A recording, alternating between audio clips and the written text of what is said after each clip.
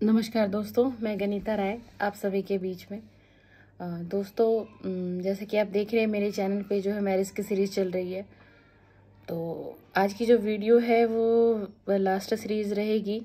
इस सब्जेक्ट पे इसे मैं कवर अप कर दूंगी, जो भी नॉलेज मुझे देनी होगी आप लोगों तक। जैसे कि पिछला आपने देखा था कि लव मैरिज भी सक्सेसफुल हो सकती है, और आज की जो वीडियो है वो ये रहेगी कि अरेंज मैरिज भी हम कैसे सक्सेसफुल कर सकते हैं और कैसे सक्सेसफुल हो जाती हैं। कि ज़रूरी नहीं है कि अरेंज मैरिज में दिक्कत आती है, दो लोग अलग हो जाते हैं। आपने देखा होगा हमारे मदर फादर का रिलेशन 25 साल 30 साल 35 साल पुराना रिलेशन भी इतना स्ट्रांग है, आज के समय में इतना मजबूत है और इतने अच्छे तरीके से हमारे पेरेंट्स अपने रिश्ते को निभा रहे हैं। तो अगर वो निभा रहे हैं तो हम लोग क्यों नहीं निभा सकते हैं इस शादी को। तो इसी पे ये टॉपिक है, देखिएगा ज़रूर, समझिएगा ध्यान से और शेयर करिएगा मेरी वीडियो को ज़्यादा से ज़्यादा। देखिए, अरेंज मैरिज वाली शादी में जो होता है, जो दो लोग होते हैं वो एक दूसरे के लिए अजनबी होते हैं बिल्कुल। क्यों? क्योंकि वो रिश्ता हमारे घर से तय किया जाता है। हमारे पेरेंट्स, हमारे भाई, हमारे बड़ी सिस्टर या जो भी हमारे परिवार के लोग होते हैं वो हमारे लिए वो रिश्ता लेके आते हैं, उसको हम एक्सेप्ट करते हैं और फिर हमारी अरेंज मैरिज में शादी हो जाती है। तो वो दोनों पार्टनर एक दूसरे के लिए अजनबी होते हैं, जो एक दूसरे के बारे में कुछ नहीं जानते कि सामने वाले की आदत कैसी है, उसको क्या पसंद है, उसको क्या नहीं पसंद, वो कैसा चाहता है, कैसा नहीं चाहता है। तो वो चीज़ें हम अपने लाइफ पार्टनर के साथ हम कैसे देखते हैं जब हमारी मैरिज हो जाती है। उसके बाद हम रहना स्टार्ट करते हैं, हम घर बसाना स्टार्ट करते हैं, एक दूसरे की फीलिंग समझते हैं, एक दूसरे को अंडरस्टैंड करते हैं, एक दूसरे के ऊपर ट्रस्ट करते हैं। ऐसे वो शादी आगे बढ़ती है और ऐसे वो शादी आगे चलती है और सक्सेसफुल भी होती है। इस तरीके से वो शादी आगे बढ़ती है। लेकिन उसी शादी में दिक्कतें कब आना शुरू हो जाती है?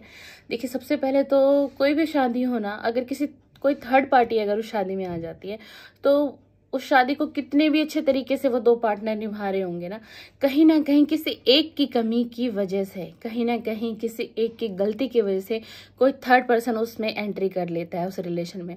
और वो जैसे उस थर्ड पर्सन की एंट्री हो जाती है तो वो रिलेशन बिल्कुल उसी समय से, उसी वक्त से उस रिलेशन के अंदर जो अच्छी बॉन्डिंग थी, एक अच्छी समझदारी थी, एक बहुत मजबूत सा ट्रस्ट बना हुआ था दोनों पार्टनर के बीच में, वो ब्रेक होना शुरू हो जाता है।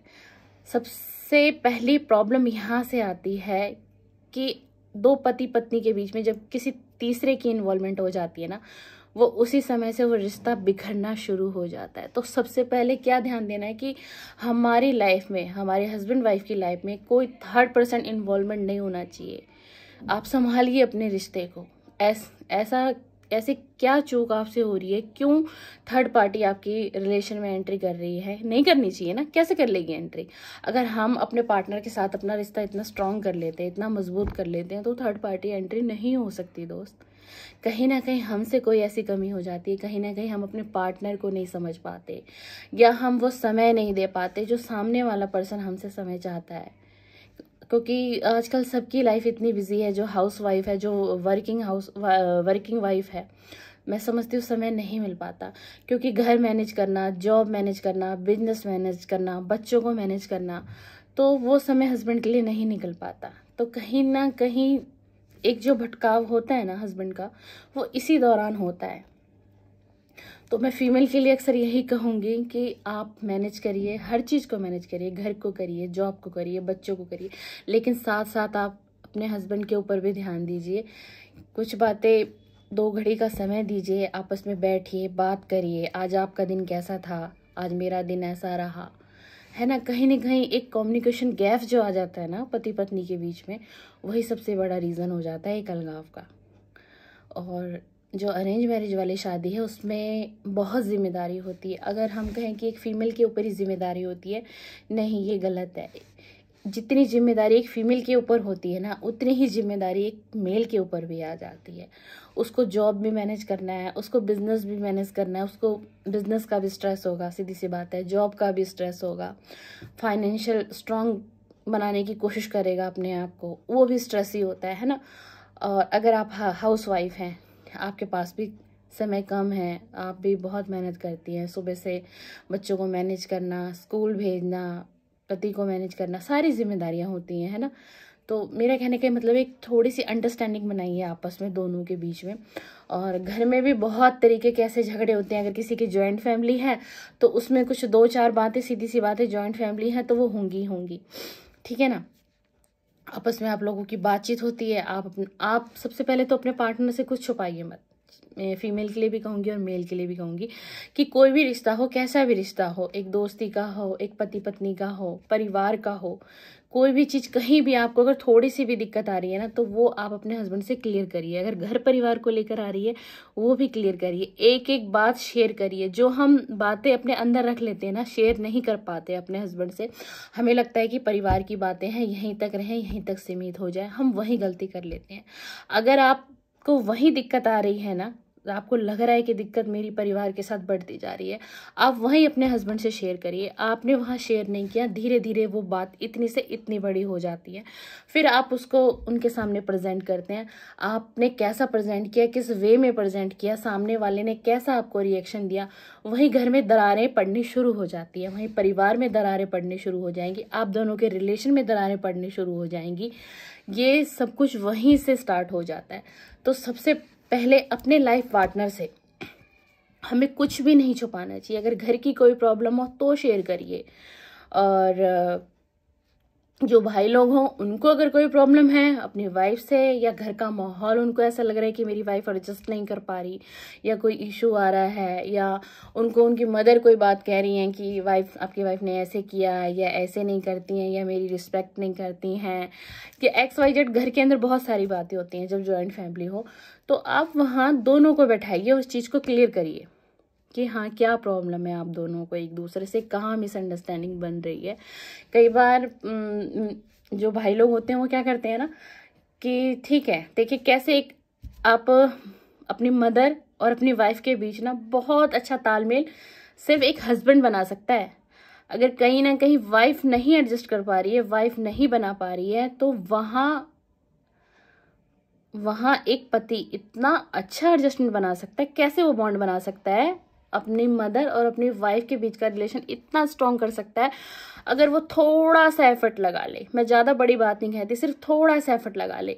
कभी अगर आपकी मदर ने कहा कि आज तुम्हारी वाइफ ने ऐसा किया, मुझे ये चीज़ बिल्कुल पसंद नहीं और ये दोबारा नहीं होना चाहिए घर के अंदर, मैं ये बर्दाश्त नहीं करूँगी बिल्कुल भी, ठीक है, आपको उन्होंने कह दिया, आप सीधा अपनी वाइफ के पास गए, हाँ अब आप तो गुस्से में रहोगे, सीधी सी बात है, क्योंकि आपका मूड ऑफ हो गया, आप अभी आप ऑफिस से आए तो, और आपने उनको कह दिया और आपने 2-4 बातें उनको सुना दी। अगर यहीं आप ऐसा करते, उनको प्यार से बैठाते, समझाते कि हाँ क्या प्रॉब्लम है, ऐसा क्यों है, आपके और मम्मा के बीच में क्यों नहीं अंडरस्टैंडिंग बन रही है, मेरे तरफ से कहाँ कमी हो रही है, या मेरे तरफ से कोई गलती हो रही है, तो आप मुझे बताओ, मैं आपको सुनूंगा, मैं आपको समझूंगा।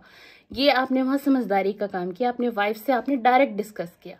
उनको जहाँ प्रॉब्लम होगी, मैं ये नहीं कहती कि आपकी मदर गलत है, मैं ये भी नहीं कहती कि आपकी वाइफ पूरी तरीके से गलत है, लेकिन कई बार ऐसा होता है कि परिवार में सिचुएशन ऐसी बन जाती है ना कि हमें समझ में नहीं आता, हम किसी एक को ही गलत समझ बैठते हैं, या तो हम अपनी वाइफ को ही गलत समझ बैठते हैं। ज़्यादातर मेरे भाई लोग वाइफ को ही गलत समझ बैठते हैं, उनको ये लगता है कि हमारी मदर तो कभी गलत कर ही नहीं सकती, कहीं ना कहीं वाइफ से मिस्टेक हो रही है। नहीं, ऐसा नहीं है, आपने देखा नहीं है और आपने सुना नहीं है, तो आप कैसे किसी के लिए एक डिसीजन ले लेंगे कि मेरी वाइफ ही गलत है और मेरी मम्मा सही है।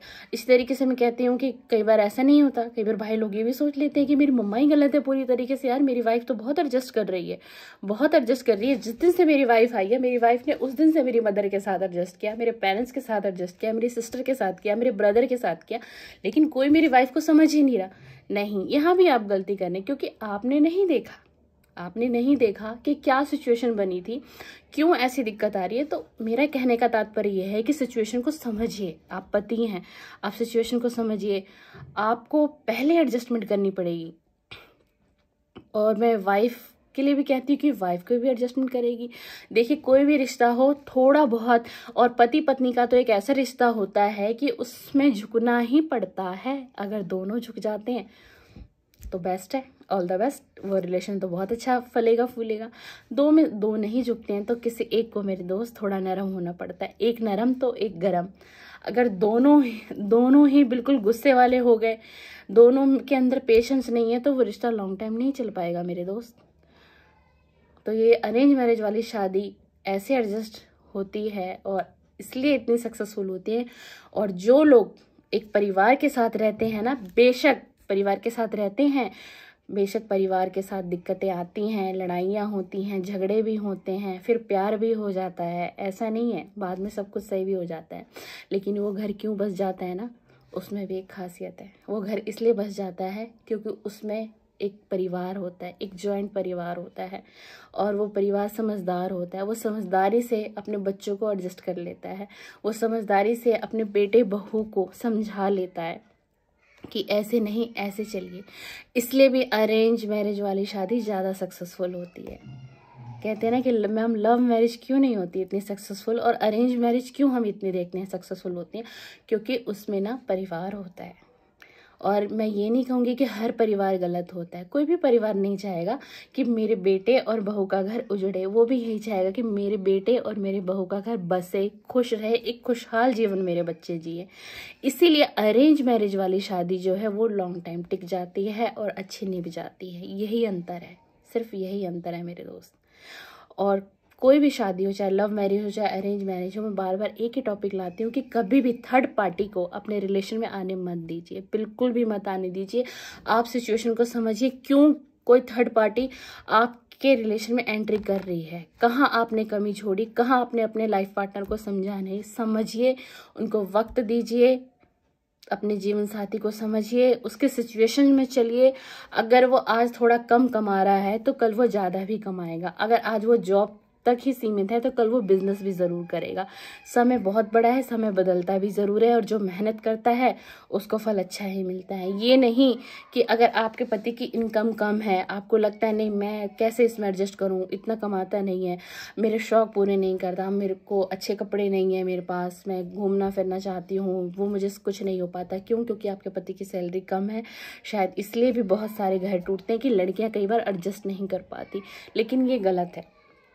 समय बदलता है, अगर आज कम है तो कल बढ़ेगा भी, कल इससे भी ज़्यादा बढ़ेगा। अगर आज वो लड़का जॉब कर रहा है तो कल एक अच्छी जॉब मिलेगी, और अगर क्या पता अच्छी जॉब मिलते मिलते ही उसके वो अच्छा पैसे की सेविंग कर ले, वो कल को एक बिजनेसमैन भी बन जाए। तो आपका समय तो वैसे ही बदलेगा मेरे दोस्त। तो उस वक्त अपने हम सफ़र का साथ दीजिए। ये नहीं कि उस बीच में वो परेशान है, वो जूझ रहा है, वो फाइनेंशियल कंडीशन उसकी ख़राब हो रही है, और उस वक्त अपने हम सफ़र का हाथ छोड़ना बिल्कुल गलत है। नहीं, आपका वो हम सफ़र है, आपका वो जीवन साथी है, उसका दामन थामे रखिए, उसका हाथ थामे रखिए, और आप उसके साथ रहेंगे। जब आप दोनों लाइफ पार्टनर बिल्कुल एक साथ मजबूती से खड़े रहेंगे ना, तो आने वाले समय में आपके पास सब कुछ होगा। एक अच्छा घर, एक अच्छा नाम, एक अच्छी गाड़ी, एक बहुत सारी फैसिलिटी, बहुत सारा घूमना, बहुत सारा फिरना, बहुत सारे इंजॉय करना।